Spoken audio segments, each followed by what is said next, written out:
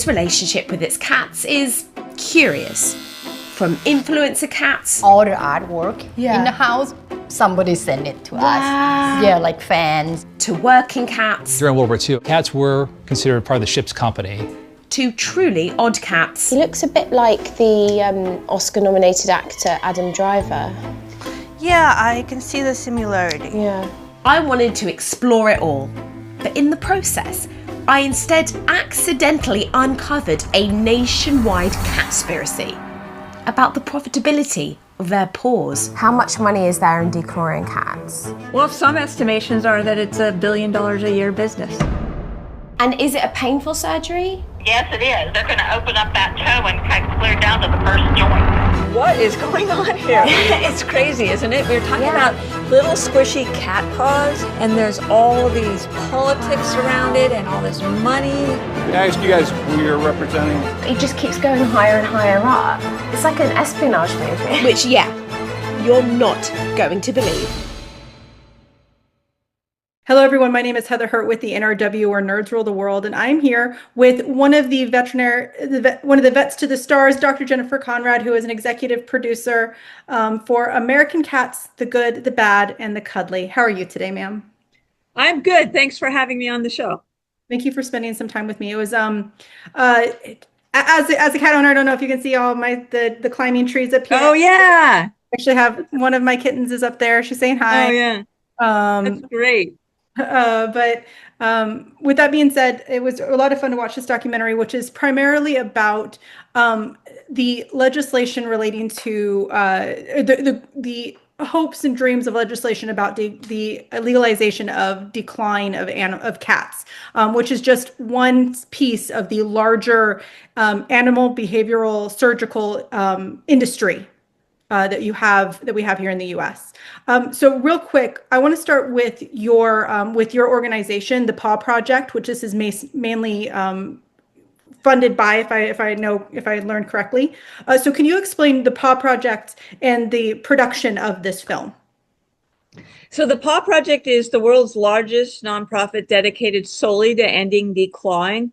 So all of our efforts to ban declawing have been funded by people donating to the Paw Project, but we have had a lot of success in banning declawing. In fact, most of Canada has now banned declawing, all except for Ontario, and that is from the Paw Project's efforts. It's illegal where you are in Washington, D.C. Again, Paw Project was behind, with other groups, obviously, but with legislation in DC and then multiple states, including most recently Massachusetts, but Maryland and New York before that. And we have legislation right now in Washington State, in California, in New Jersey, and Rhode Island. So many states were trying to ban declawing. It's hard because it's hard to believe that we have to go state by state because it's obviously so wrong to declaw a cat, but we do. And so we're working state by state, and we very much appreciate it when people reach out to us and say, hey, I'm in this state. Let me know when I can help by writing my legislators. That's awesome. I'm going to get a little personal here for a second, if that's all right. I have a kind of a heart-wrenching declawing story. My cat, both my cat previously to the two that I have now, he had a traumatic situation with one of his claws, and it actually caused us to have to take him to the vet once a month to get his claws trimmed. The situation but he had trauma, severe trauma. So this is actually a veterinary question for you. And it took 3 people to get, I watched them. It took 3 people to get him to get his claws trimmed. And the vet actually strongly suggested, they were a severely anti-declaw veterinary hospital. But they were saying that he was the only option because they were concerned that if they were going to have to start putting him under just to trim his claws. So that, and you could, he's not here, but you could ask my husband. I was devastated when they asked me to declaw him, but they genuinely seemed concerned with his claws. So that was the last cat I ever got declawed. I never wanted to do it. with the banning of this, and part of it being, and part of the point of this documentary is to expose some of the underlying reasons why I might have been told to declaw, whether valid or not, because once again, they seemed genuinely like they did not want to do it. So I do want to put an emphasis that they did not seem to want to do it. It just seemed like it was the final choice for them. But with that being said, with the banning, are there concerns that there might be legitimate reasons for declaw? I just want your opinion. Would there be a legitimate reason ever for an emergency declaw?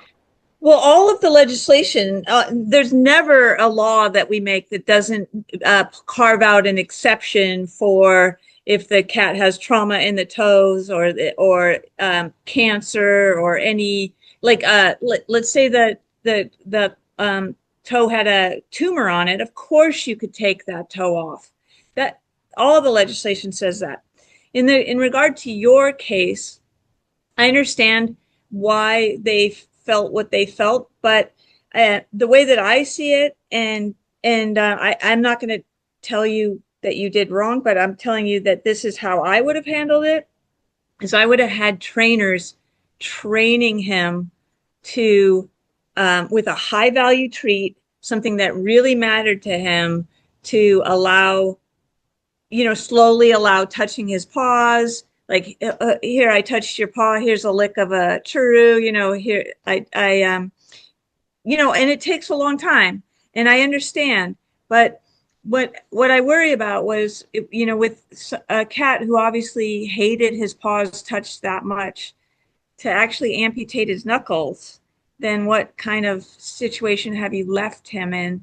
And so I'm not going to say no. I'm not going to say that I know exactly what your vet was going through, but I do have to say that if he was peeing inappropriately on things, or you couldn't, then there's no way that you would have removed his bladder or whatever. You know what I'm saying? So that's a hard call, but I'm always against declawing unless it's for a physical anatomical pathology that saves the life of the cat by removing it, like a tumor.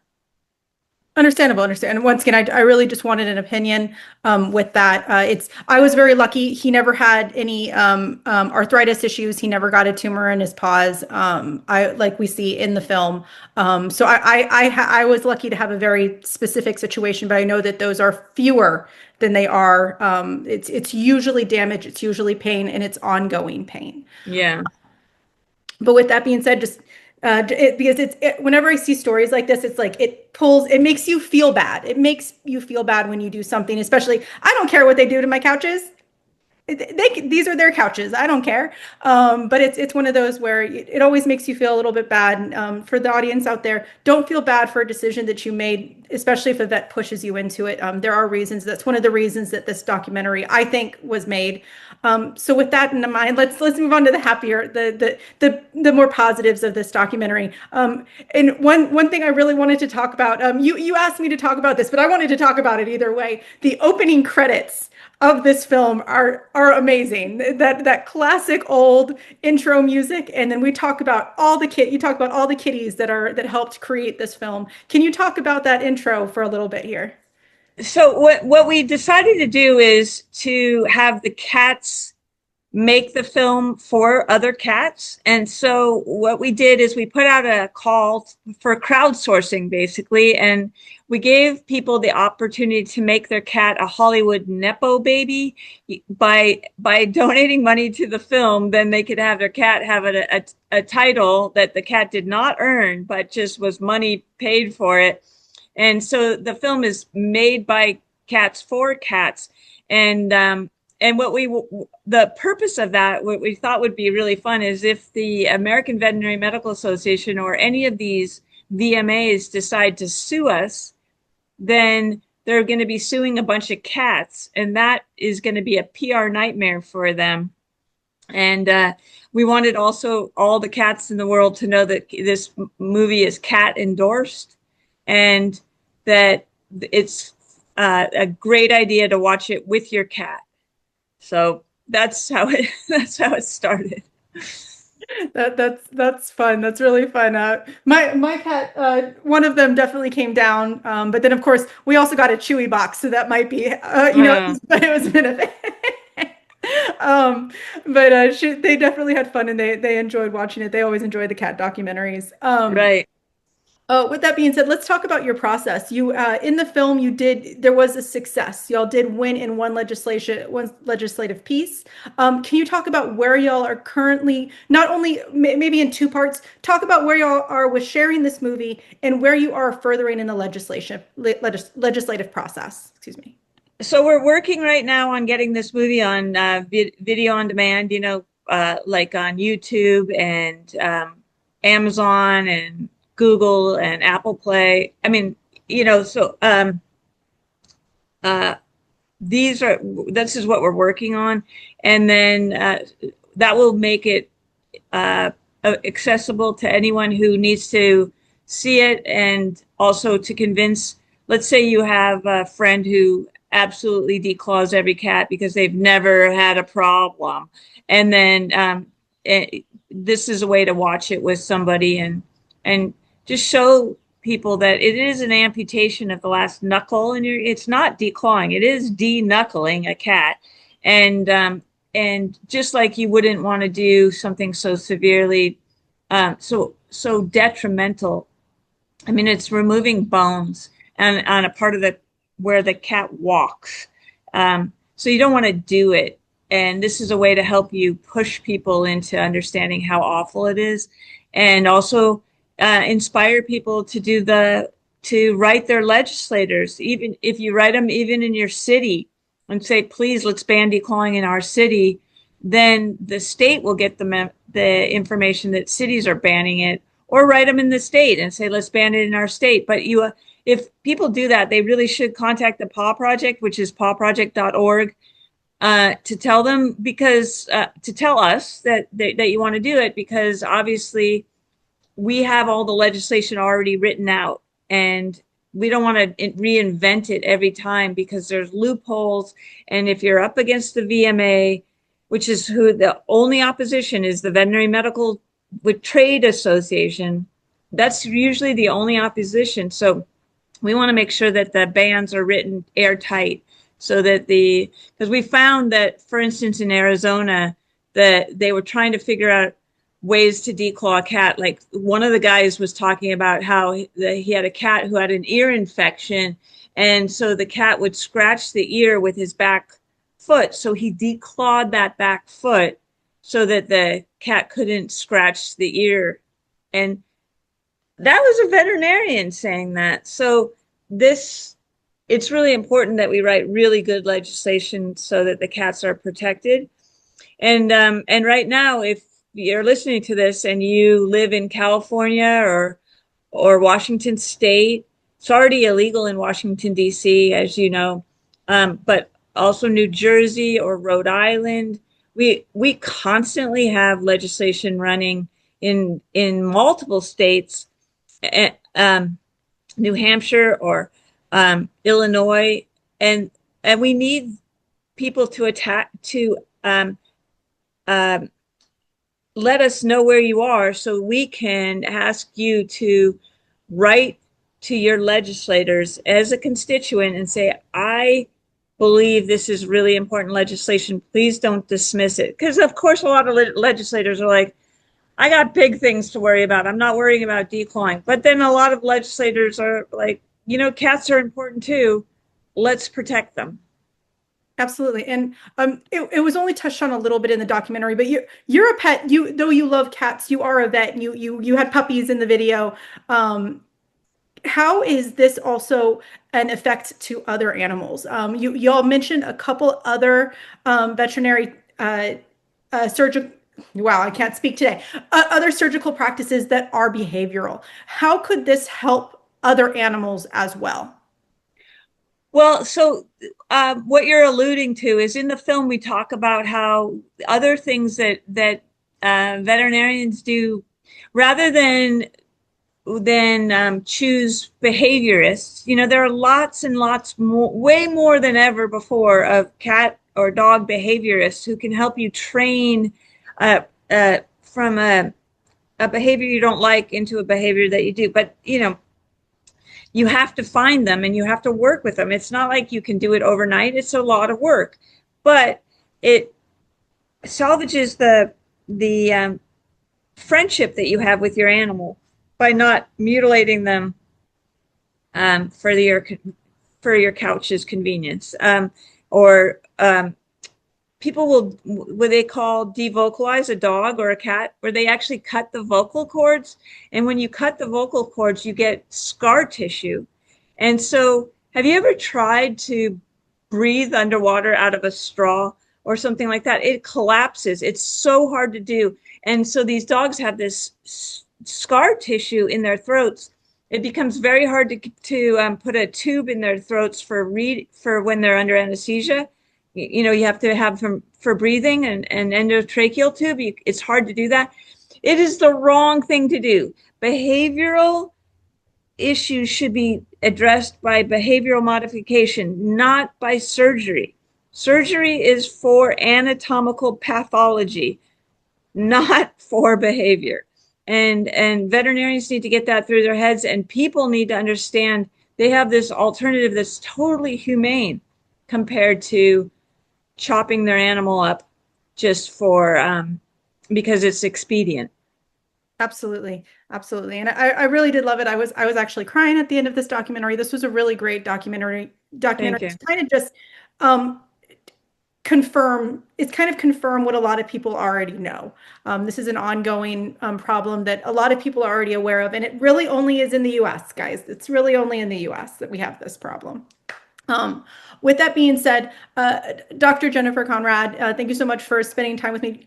Tell me tell the team, everyone out there, how they can get a hold of you or a hold of the Paw Project. Once again, I know you already gave the link, but if you could do that again one more time, and or any Instagram, any socials that you have. So the Paw Project's at www.pawproject.org. It's at Paw Project on Instagram if you want to find us that way. We will be available to you if you email us and tell us what your situation is. We can help with individual cats. We can help with legislation. We just ask you to let us help you before you make the choice to declaw. We can help you. And also, if you want an assignment of something that you can do to help right now, you can call up your veterinarians and say, do you declaw? And if they say yes, say, could you please, please, please refer me to a humane veterinarian? There you go. It's as simple as that, everyone.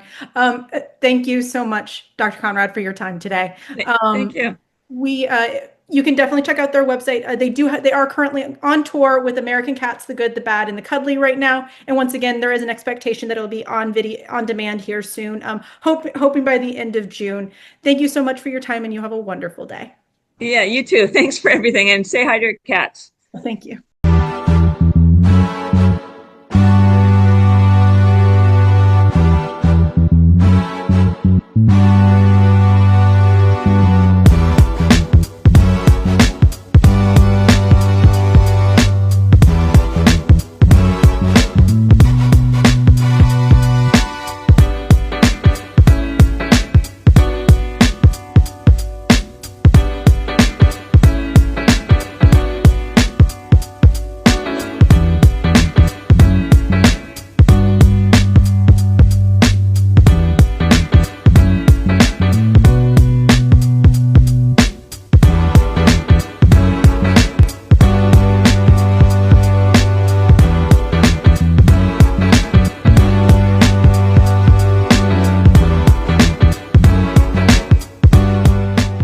Nerds rule the world. Pleasure chatting with you. Love to all my nerds who rule the world. Yeah. Nerds rule the world. Yes, we do. Thanks. Nerds rule the world. Thank you. I love the nerds ruling the world. So more power to you. Patrick, what up, man? And yes, they do. Nerds rule the world, kid. Yes, sir. I'm one Thank of you. Awesome. Kuya P, nerds rule the world. Hello. Yes, they do. Yes. Oh, Nerds rule the world. I got. It's in the title of your show, like nerds rule the world. Like I want more black weirdos on screen, and I don't feel like we ever get to see that very much. Thank you so much. Nerds do rule the world. Yes. Thank you. Thank you, nerds rule. Love it. Hello, Sarah. Hello, Julian. Yes, Rock on. I love it. Thank you so much. It's good to see you. I love Nerds Rule the World. But yeah, there's a heavy nerd component, man. Yeah. And at the end of the day, if you ask me, nerds rule the world. So absolutely. And you're right. Nerds do rule the world. We're just the best. Yes. Thank you, ladies. Nerds so much. Yes. Thank you, guys. Bye. It's your boy Kuya P. Nerds rule the world. Thank you so much, guys. I appreciate you. do. They rule the world all right. Yes. Take care, Tony. Thank you, guys.